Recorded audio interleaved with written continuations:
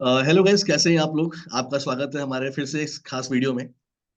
और दोस्तों, आज हम बात करेंगे आपसे एक ऐसे बच्चे के बारे में जिसने फिर से state bank of India PO का एग्जाम क्वालिफाई किया। दोस्तों, हमेशा हमारा मानना ये होता है कि आपको हमेशा हम मोटिवेट करते रहते हैं। आपको हमेशा हम बताते हैं कि कैसे आपको एग्जाम की तैयारी करनी है, कैसे आपको मतलब प्रेशर नहीं लेना है, प्रेशर हैंडलिंग करनी है, कैसे अपने गोल को अचीव करना है। लेकिन हमारी बात आप सुनते रहते हैं। मेरा मानना हमेशा ये होता है कि आप में से जो बच्चा सिलेक्ट होता है, अगर वो आपको कुछ गाइड करे तो शायद आप ज्यादा और गेन कर पाए। यही हमारा प्रयास इस वीडियो में रहता है। और आज हमारे साथ हैं राशि राणा, जिन्होंने state bank of India PO exam qualify किया है। इस इंडस्ट्री का सबसे बड़ा एग्जाम, सबसे toughest exam state bank of India PO बन गई है। और हम इनसे बात करेंगे और सारी बात जानेंगे इनके बारे में, कैसे कैसे इन्होंने तैयारी की है, ये कहाँ से बिलोंग करती हैं, और ये क्या मैसेज आपको देना चाहती है। तो राशि, मोस्ट वेलकम आपका हमारी क्लास में। Thank you sir. राशि, मतलब मेरा हमेशा मानना होता है कि state bank of India PO exam qualify करना अपने बड़ी बात होती है, क्योंकि वैकेंसीज उतनी होती ही नहीं है और ये एग्जाम हर बच्चा देता है। मतलब कोई फॉर एग्जांपल ग्रामीण बैंक में है, कोई फॉर एग्जांपल नेशनलाइज्ड बैंक में है, क्लर्क है, पीओ है, कुछ भी है, वो भी तैयारी करते हैं इसकी। और जो फ्रेशर्स हैं वो तैयारी कर ही रहे हैं। तो आपने एक बहुत बड़ा अचीवमेंट हासिल किया है, इसके लिए आप बधाई की पात्र हैं। तो राशि, पहले अपने बारे में बताइए कि आप कहाँ से बिलोंग करती हैं, आपकी फैमिली में कौन कौन है, और आपने अपनी पढ़ाई में क्या किया हुआ है। Okay sir. नमस्ते, मेरा नाम राशि राणा है। मैं हमीरपुर हिमाचल प्रदेश में रहती हूँ। और मेरे अ, मतलब मेरा एक छोटा भाई है और मेरी एक बड़ी बहन है। मेरे पिताजी एनआईटी हमीरपुर में टेक्नीशियन की पोस्ट पे काम करते हैं और मेरी मदर गृहिणी है, होम मेकर है। जी। और इसके अलावा मैंने अपनी ग्रेजुएशन सिविल इंजीनियरिंग से की है, हिमाचल प्रदेश टेक्निकल यूनिवर्सिटी। जी सर। ओके। तो आपने सिविल से किया है, बीटेक किया है आपने, हाँ। हाँ जी तो सर। सिविल से बीटेक के बाद गवर्नमेंट जॉब क्यों, राशि। सर, उस टाइम ऐसा था कि जैसे ही बच्चा स्कूल से निकलता है तो उसको इतना कुछ खास पता नहीं होता, और मुझे भी सही गाइडेंस नहीं थी उस टाइम। तो जेडब्ल्यू का तो एग्जाम हुआ नहीं, तो जो रीजनल इंजीनियरिंग कॉलेज का मैंने एग्जाम क्लियर किया, मैंने कहा कि अब यही रहता है ऑप्शन, तो इसी को कर लेते हैं। मतलब I just settled for that. ऐसा नहीं था कि मेरा कोई बहुत बड़ा एम्बिशन था कि अब इंजीनियरिंग ही करनी है। तो मैंने वो हम्म। ज्वाइन कर लिया था। और ड्यूरिंग दैट डिग्री मुझे समझ आ गया कि ये नहीं मेरे से होगा, क्योंकि ऐसे मतलब पढ़ना, रट्टे लगाने वाले काम, ये मुझसे नहीं हो पाएगा। तो मैंने थर्ड ईयर में डिसाइड किया था कि मैं बैंक का एग्जाम दे दूंगी, क्योंकि मुझे ये पता था कि उससे आप मैनेजर के पोस्ट पे लग जाते हैं। तो मैं कहा ठीक है, अब मैं सीधा मैनेजर लगूंगी, एग्जाम क्लियर करूंगी और ऐसा। तो मैंने उस टाइम डिसाइड कर लिया था। तो राशि, जैसे आपने बोला आपको बैंक एग्जाम देना है, बट दैट टाइम पर जैसे आपने पढ़ाई की टेक्निकल, तो जैसे एसएससी का भी होता है, एग्जाम होता है, तो ऐसे बहुत हाँ सारे जी रेलवे सर। के एग्जाम्स हैं जैसे, तो उसमें भी आपकी एक पोस्ट होती है टेक्निकल की। तो आपने वो हाँ जॉब जी क्यों सर। नहीं चूज की और बैंक क्यों चूज किया, कुछ रीजन इसके पीछे।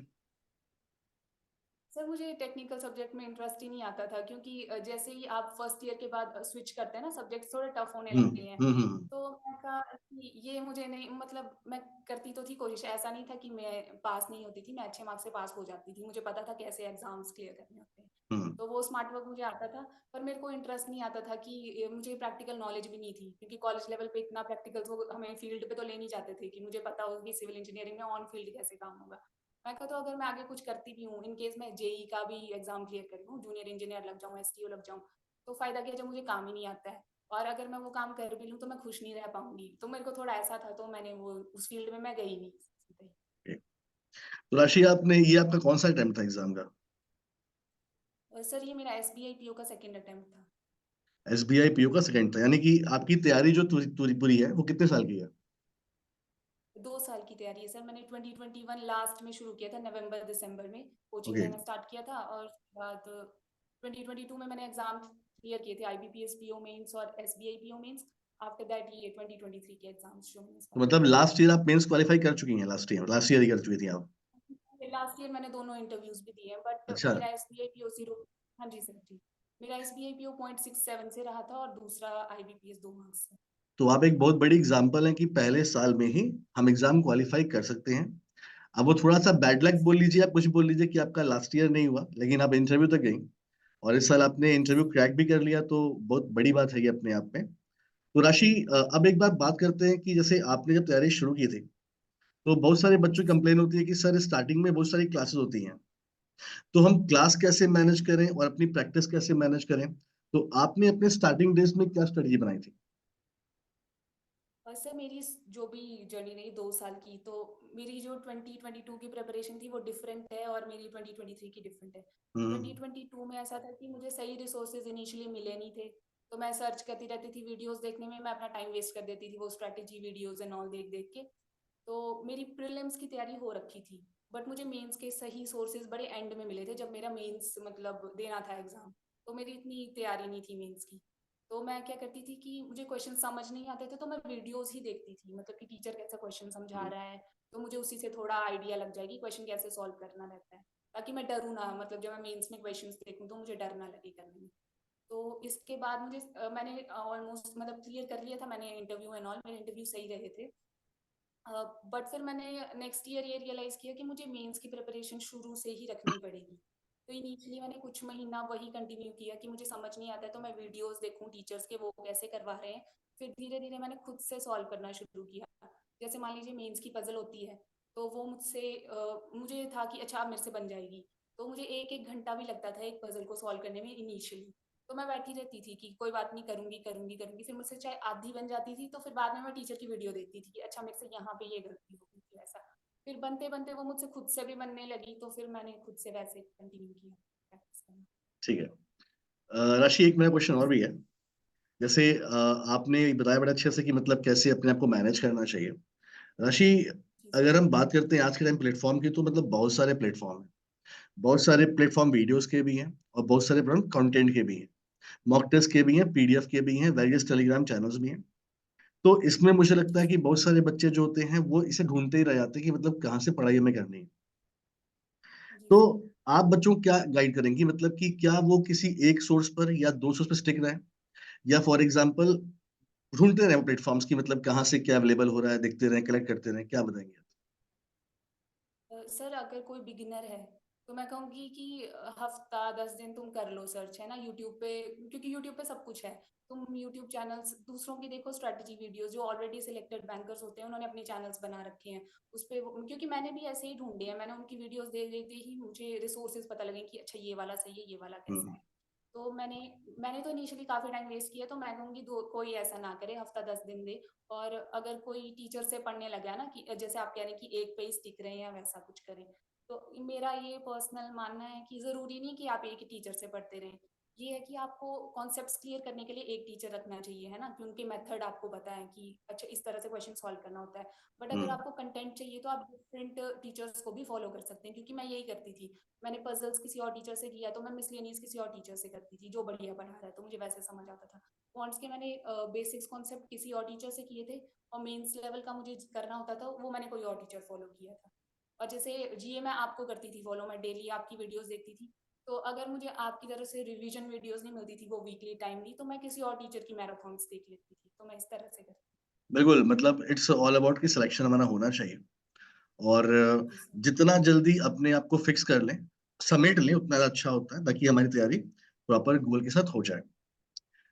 राशि, जी पहले सर। आते हैं हम प्री एग्जाम पे आते हैं, क्योंकि आपने दोनों साल एग्जाम क्वालिफाई कर ही लिया था, मतलब लास्ट ईयर भी। तो आपकी स्ट्रेटजी, जी सर। आपने बताया कि इस साल कुछ और हो गई थी बिकॉज ऑफ एक्सपीरियंस हो गया थे। तो पहले प्री जी एग्जाम में सर। आते हैं बेटा। तो प्री एग्जाम में हम बात करते हैं क्वांट की, रीजनिंग की, इंग्लिश की। तो प्री एग्जाम में आपकी क्या स्ट्रेटजी थी, और आप बच्चों को क्या एडवाइस करना चाहेंगे कि प्री एग्जाम क्वालिफाई का हो जाए? Okay sir. तो सर कोई भी सब्जेक्ट करना हो, जैसे पहले इंग्लिश की बात कर लेते हैं। तो इंग्लिश में क्या रहता है कि आरसी आते हैं, तो प्रीलिम्स में इजी आता है थोड़ा। तो आप एडिटोरियल पढ़ने की आदत डालो। मैं डेली मॉर्निंग में एडिटोरियल पढ़ती थी, एक क्लास लगाती थी, और फिर उसमें वो कैब आ जाता। मैं वो कैब अलग से नहीं पढ़ती थी कि मैंने वो रट्टे लगाए, मैंने वो बहुत ट्राई किया वो कैब पढ़ना कि हाँ रूट वर्ड से या वैसा कुछ। पर हम्म। फिर वो थोड़ा टाइम होता था, मेरे को टाइम वेस्ट लगता था, मैंने कहा ये नहीं होगा मुझसे। तो मैं एडिटोरियल से ही करती थी, क्योंकि वो वर्ड्स रिपीट होते थे ना बार बार, तो वो मेरे माइंड में रह जाता था कि अच्छा इसका ये मतलब है। नहीं समझ आता था तो मैं सेंटेंस के कंटेक्स्ट से देख लेती थी कि अच्छा इसमें ये कंटेक्स्ट है तो ये नेगेटिव ही सेंस होगा इस वर्ड का, हम्म। तो मैं वैसे समझ लेती थी। और एडिटोरियल अगर आपको टाइम बचाना है तो आप पीडीएफ सोर्सेज कर लो, क्योंकि पीडीएफ सोर्सेज भी बहुत मिलते हैं जिससे आप खुद पढ़ के कर लो, अगर आपको इंग्लिश आती है समझ, नहीं तो आप टीचर की हेल्प ले लो। हम्म। वोकैब का ये मैंने बता दिया। और ग्रामर का कहते हैं कि ग्रामर पढ़ने बैठो पहले शुरू में, है ना, वो पूरा वर्ब टेंस क्या होता है। अगर आपको इंग्लिश नहीं आती, आपका इंग्लिश बैकग्राउंड नहीं है, तो भी मैं नहीं बोलूंगी कि वो करो। अगर आपको सच में नहीं पता है कि टेंसेस कैसे होते हैं, वर्ब क्या होता है, एडजेक्टिव क्या होता है, तो पढ़ लो इनिशियली। बट मैंने भी वो किया है, मैंने पूरे नोट्स बनाए टीचर के, अच्छा ग्रामर पढ़ लेती हूँ। पर वो बहुत ही टाइम वेस्ट है, आपको याद नहीं रहेगा वो बाद में कि क्या कैसा रूल होता है। इससे बेटर है कि वो जो 120 रूल ऑफ ग्रामर या 100 रूल ऑफ ग्रामर जो ऐसा रहता है, आप वो कर लो। एरर डिटेक्शन वाली वीडियोस देख लो, क्योंकि वो ही उसी से सब कुछ क्लियर हो जाता है ऑलमोस्ट। Okay. तो वैसा ही रहता है। और इसके अलावा आप मॉक्स की हेल्प लो। मतलब मैं प्रीलिम्स में मॉक्स देती रहती थी, मुझे उसी से समझ आ जाता था कि मेरी कहाँ कमी रह रही है, तो कहाँ इम्प्रूव करना है वैसा। और एक और चीज़ की रीडिंग की हैबिट डालिए। इंग्लिश में ज़रूरी है कि आपको रीडिंग की हैबिट हो। और मैंने अभी रीडिंग की हैबिट डेवलप की, तो मुझे बहुत अच्छा लगता है। तो अगर कोई रीडिंग की आदत नहीं है तो ज़रूर करें, नॉवेल्स पढ़ें, बढ़िया रहेगा और सीखने को भी बहुत कुछ मिलेगा। तो ये मेरी इंग्लिश के प्रीलिम्स की स्ट्रैटेजी थी। इसके अलावा मैं कॉन्स का बोलूँ, तो कॉन्स मेरा सब्जेक्ट वीक था, मेरा इतना अच्छा नहीं था कॉन्स। तो मैंने उसके बेसिक्स कर लिए थे। प्रीलिम्स में मुझे दिक्कत नहीं होती थी, मैं 18 या 22 मार्क्स तो ले ही लेती थी कॉन्स में, ठीक है, क्योंकि मेरे कॉन्सेप्ट सही थे और मुझे पता था क्वेश्चंस कैसे करने रहते हैं। प्रीलिम्स में इजी रहता है। तो आप अपने पहले कुछ स्पेसिफिक टॉपिक्स है जो आपको आने ही आने चाहिए। तो जैसे परसेंटेज, SICI, ऐसे कुछ 8-10 टॉपिक होते हैं, तो ये पक्के कर लो अपने। इसके टाइप ऑफ क्वेश्चंस आपको आने चाहिए कि किस किस तरह के क्वेश्चंस बन सकते हैं, तो वो आपको पता होना चाहिए। मैंने एक अपने नोट्स बना के रखे थे कि ये पर्टिकुलर टाइप ऑफ क्वेश्चन इस जैसे परसेंटेज की ये पॉसिबल क्वेश्चंस हैं, तो मैं उसको बार बार रिवाइज करती रहती थी। ये नहीं है कि मैं बैठ के फिर से सॉल्व करने लग जाती थी, मैं हम्म। उनको देखती थी कि अच्छा ये क्वेश्चन आएगा तो इसको कैसे सॉल्व करना है। तो बस मैं वैसे ही मॉक्स देती गई और मेरी प्रैक्टिस होती रही कॉन्स की। ये मेरा कॉन्स का था। और रीजनिंग का, रीजनिंग में देखिए जो प्री होता है उसमें पजल्स आती हैं, 4-5 पजल्स तो आती हैं। तो मेरा था कि पजल्स मैंने एक पर्टिकुलर टीचर पकड़ा था, मेरा उनसे कनेक्ट बना, ठीक है, मुझे उनका समझ आता था, तो मैंने उसी पे काम किया। मैं उनकी वीडियो लगाती थी, शुरू में मैं उनसे सीखती थी, जब मेरे से बनने लगी तो मैं उनकी वीडियो पॉज करके खुद सॉल्व करती थी, और वैसे मेरा बन गया था, मुझे पजल्स आती थी। और रीजनिंग वैसे थोड़ा मतलब इजी होता है, मुझे तो इजी लगता है रीजनिंग, चाहे वो मेंस लेवल भी हो जाता है, डुएबल होता है। तो मिसलेनियस वाले भी मैंने उन टीचर से ही सीख लिए थे। मिसलेनियस भी रीजनिंग इजी होता है, तो वो बन जाते थे क्वेश्चंस। तो इस तरह से करती थी, पहले कॉन्सेप्ट स्ट्रॉन्ग कर लिए, फिर सेल्फ प्रैक्टिस करती थी और मार्क्स देती थी। ये सब। Very good. आपने एक बात बड़ी अच्छी बोली इंग्लिश की, क्योंकि मैक्सिमम बच्चे जो होते हैं, जो जो सिलेक्ट हो जाते हैं, तो वो इंग्लिश का बता नहीं पाते हैं। बट आपने बड़े अच्छे से एक्सप्लेन किया इंग्लिश, और मुझे लगता है कि सबसे ज्यादा बच्चों को दिक्कत इंग्लिश में आती है। जैसे मान जी लीजिए जी। आपका तो बोर्ड है तो ठीक है, लेकिन जो बच्चे हिंदी बैकग्राउंड से होते हैं ना, उन्हें बहुत दिक्कत होती है इंग्लिश में। आपने बड़े अच्छे से एक्सप्लेन किया कैसे पढ़ना चाहिए। राशि, मेंस पर आता, अब प्री प्री एग्जाम वाला हो गया, ठीक है, आपने प्री एग्जाम दे लिया। जी राशि, जो मेरा अपना एक्सपीरियंस, मैं 10 साल से पढ़ा रहा हूँ, ऐसे बहुत सारे बच्चे होते हैं जो कि प्री एग्जाम के बाद भी पहले रिजल्ट का वेट करते हैं, और जब रिजल्ट आ जाता है, जब उनको मालूम चलता है कि हाँ वो क्वालिफाई हो चुके हैं, तब वो मेंस की तरफ जाते हैं। तो मेंस में कम टाइम मिलता है, उतना टाइम मिल नहीं पाता है, मतलब प्रॉपर वो तैयारी कर नहीं पाते हैं। तो प्री एग्जाम के बाद आपने क्या स्ट्रेटजी फॉलो की थी? अ, मैं इस साल की बताती हूँ। लास्ट ईयर तो मैं भी ऐसी थी कि मैं रिजल्ट का वेट करती रहती थी, क्योंकि मुझे सेल्फ डाउट रहता था कि एग्जाम क्लियर होगा कि नहीं होगा, वैसा कुछ। तो हाँ, मैंने ऐसी बेवकूफ़ियाँ की है, पर मैंने कहा ना, मेरे को रिसोर्सेज ही लेट मिले थे, तो वैसा भी इशू रहा था। मेरी प्रैक्टिस इतनी बढ़िया नहीं थी 2022 में। तो 2023 में मेरे को समझ आ गया था कि एग्जाम क्लियर होगा तो वो आपके मेंस के ही कंटेंट से होगा, जितना बढ़िया मेरा मेंस होगा। तो मैंने शायद अप्रैल से तैयारी शुरू कर दी थी रिजल्ट्स के बाद सारे। तो मैंने शुरू से ही मेंस पढ़ना शुरू कर दिया था कि मैंने अभी से क्लासेस लगानी है, चाहे मुझे समझना है, मैंने टीचर की वीडियो देख के समझना है, और मैंने फिर खुद से प्रैक्टिस करनी है। तो मैंने शायद 1 आध महीना किया होगा वीडियो, उसके बाद मैंने खुद से किया था कि कैसे क्या करना है, उस तरह से। ठीक है। तो कितने, मतलब शुरुआत से ही आप लगी, मतलब जैसे ही आपका एग्जाम हुआ प्री का, आप मेंस के लिए लग गई, मतलब प्रॉपर उसमें आपने कोई वेट नहीं किया रिजल्ट का? हाँ? नहीं सर, इस बार तो मैंने शुरू से ही रखी। मैं क्या करती थी, मुझे पता था मेरी हाँ, ठीक प्रीलिम्स है, क्लियर हो जाएगा, समझ समझ तो गया, मैं समझ। सिर्फ प्रीलिम्स के लिए मॉक्स देती थी, और मैं बाकी सारे टाइम में मेंस का पढ़ती थी। ओके, मैं समझ गया। अ, जी राशि, मेंस की बात करते हैं, ठीक है। अब चाहे स्टेट बैंक ऑफ इंडिया की बात करें, तो पेपर मैंने भी दिया हुआ है, तो मुझे जहां तक लगता है कि चाहे ग्रामीण बैंक की बात करें या नेशनलाइज बैंक की बात करें, स्टेट बैंक ऑफ इंडिया के क्वेश्चन में स्टैंडर्ड तो होता ही होता है ना? जी सर। तो आपने बोला कि क्वांट आपकी थोड़ी सी वीक थी, तो मेंस एग्जाम में क्वांट ने कितना दर्द आपको दिया, और वहां अगर आप नंबर नहीं बना पाई फॉर एग्जाम्पल, तो आपने किस सेक्शन से नंबर खींचे, और बच्चों को मेंस के लिए कैसे पढ़ना चाहिए, जैसे अपने टॉपिक पे बताया। जैसे फॉर एग्जाम्पल बेटा, मैं सुनता हूँ बच्चों, बच्चे क्या बोलते हैं कि मैथ में ये इतने नंबर का आता है, ये इतने नंबर का आता है, ऐसे ऐसे पढ़ लो हो जाता है, क्योंकि स्टेट बैंक ऑफ इंडिया में सेक्शनल कट ऑफ जो आपकी होती है वो नहीं होती है ना? ये पूरी स्ट्रेटजी होती है, तो आपकी अपनी स्ट्रेटजी क्या थी, और आप बच्चों को क्या गाइड करना चाहेंगे कि कौन सी गलती वो ना करें? सर मेरा क्वांट से मैंने बोला कि वीक था, तो मुझे पता है कि मेंस जो क्वांट होता है वो होश उड़ाने वाले क्वेश्चन आ जाते हैं कि मतलब ऐसे सदमा लग जाए देख के कि ये क्या आ गया। मतलब मेरा वीक है तो मुझे तो लगता ही था देख के, मुझे थोड़ा डर लग जाता था कि ये क्या ही क्वेश्चन आ गए। तो मेरा मिशन ये रहता था कि मुझे कट ऑफ क्लियर करना है, मुझे पता है कट ऑफ बड़ा कम जाएगा, तो एटलीस्ट चाहे मेरे 5-6 ही मार्क्स आए पर मेरे आने चाहिए, मेरा कट ऑफ तो आराम से क्लियर होना चाहिए। और बाकी मैं कैसे करती थी कि मैं कहाँ कवर करती थी, मेरा रीजनिंग ठीक था। तो मुझे लगता था कि पजल्स में मैं अगर 2 मार्क्स या 3 मार्क्स वाली ऐसे कुछ पजल आए तो मैं वो कर लूंगी, इजी वाली मैं पजल्स कर लूंगी, इसलिए नहीं इसके मेरे जो टॉपिक्स क्लियर है उसमें मैं मार्क्स खींच लूंगी। और इस बार तो क्रिटिकल रीजनिंग ज्यादा आया पेपर में, मुझे क्रिटिकल रीजनिंग नहीं बचाया है, मैंने मेरे उसके क्वेश्चन सही हुए हैं। तो मैं कहूंगी कि क्रिटिकल रीजनिंग पे भी ध्यान दें इस आगे से, अब है ना, उसको अवॉइड ना करें। और इंग्लिश मेरी ठीक थी, मुझे पता था आरसी में से हो जाते हैं, और बाकी मेरा ग्रामर ग्रूमर भी ठीक था, तो मैं उसमें भी खींच लूंगी मार्क्स। और जीए का ऐसा रहता था कि जीए का नहीं बोल सकते कुछ भी, तो मेरा वो स्टैंडर्ड था कि 10-12 मार्क्स मैंने पक्के करने हैं उसमें, जितना मेरे से बन पाएगा वैसे। और डिस्क्रिप्टिव मेरा इतना कोई बुरा नहीं था, मुझे आ जाते थे ऐसे लिखने, क्योंकि मेरे को थोड़ा राइटिंग का है आइडिया, मेरे से बन जाती कहानियां अगर मेरे को कोई बोले लिखने को। और लेटर का तो सेट फॉर्मेट होता है, तो मैं उसमें भी मार्क्स खींच लूंगी अच्छे से, मुझे ये पता रहता था।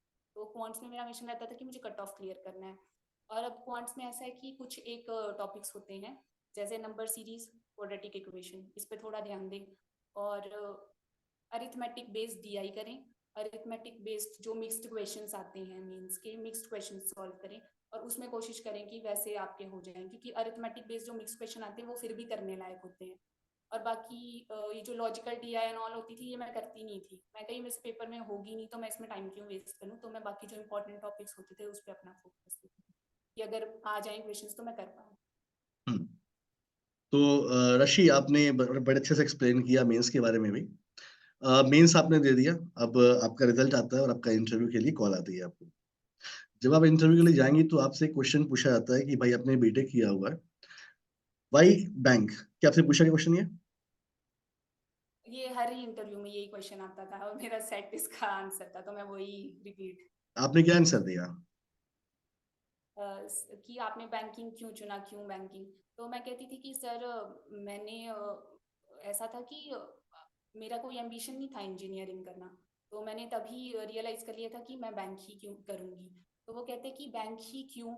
तो मैं कहती थी कि सर मुझे लगता था कि बैंक की जॉब मेरी पर्सनैलिटी को सूट करेगी, और मुझे लगा कि मैं ये काम कर पाऊंगी। जैसे एक बैंक एम्प्लॉय को चाहिए कि उसकी कम्युनिकेशन स्किल्स अच्छा होना चाहिए, तो क्योंकि पब्लिक डीलिंग रहता है, तो मैं कहती सर मुझे लगता है मेरी कम्युनिकेशन स्किल्स अच्छी है तो वो मुझे पब्लिक सर्विस में हेल्प करेगा। दूसरा, मुझे ऐसा लगता है कि आपका बिहेवियर फ्रेंडली होना चाहिए अगर आप बैंक में काम करेंगे, क्योंकि अगर आप अपने कस्टमर को ही फ्रेंडली और रिस्पेक्ट से नहीं ट्रीट करेंगे तो फिर वो आपके बिजनेस को अफेक्ट करेगा। अगर आप अच्छे से हम उन्हें ट्रीट करेंगे, वो बाहर जाके हमारी एडवर्टाइजमेंट करेंगे कि इस बैंक के एम्प्लॉयज बहुत अच्छे हैं, आप जहाँ जाया करिए ऐसा। और तीसरी बात मैं ये बोलती थी कि सर मुझे लगता है कि बैंक एम्प्लॉय में पेशेंस भी होना चाहिए, क्योंकि वर्क प्रेशर बहुत ज़्यादा होता है, तो कैसी भी सिचुएशन आ जाएगी काम करते टाइम, तो आप में अगर पेशेंस होगा तो आप उन सिचुएशंस को अच्छे से हैंडल कर पाएंगे और आप इफेक्टिवली काम कर पाएंगे। तो ये मेरा सेट आंसर होता था, मैं यही बोलती थी, बहुत सारे और बच्चों वो के माइंड। सेटिस्फाई हो जाए। हाँ, मैं भी जी ये सर। देख रहा हूँ कि एक्चुअली अगर आप अपनी बात कोई कॉन्फिडेंस से बोलते हैं तो सामने वाला समझ जाता है। रशी, बहुत सारे बच्चों में मिसकॉन्सेप्शन या मिसलीडिंग है कि मतलब state bank of India PO का जो इंटरव्यू है वो प्रॉपर इंग्लिश में होता है। क्या प्रॉपर इंग्लिश में आपने बात की थी? नहीं सर, मैंने नहीं दिया है कभी भी, मैं हिंदी में ही देती थी इंटरव्यू। आपने हिंदी में, मतलब कोई दिक्कत हुई नहीं है मतलब? तो ये बहुत सारे वो बच्चों के अंदर पूछते हैं हिंदी मिसकॉन्सेप्शन। में। हाँ, बोलिए बोलिए। हाँ वो पहले पूछ ले सर, वो अच्छा, पहले पूछते हैं आपसे कि आप कौन सी लैंग्वेज प्रेफर करेंगे, मतलब तो ऐसा नहीं है कि उसमें। नंबर आपके कट जाए हिंदी बोलने में ना, ऐसा तो कुछ है नहीं?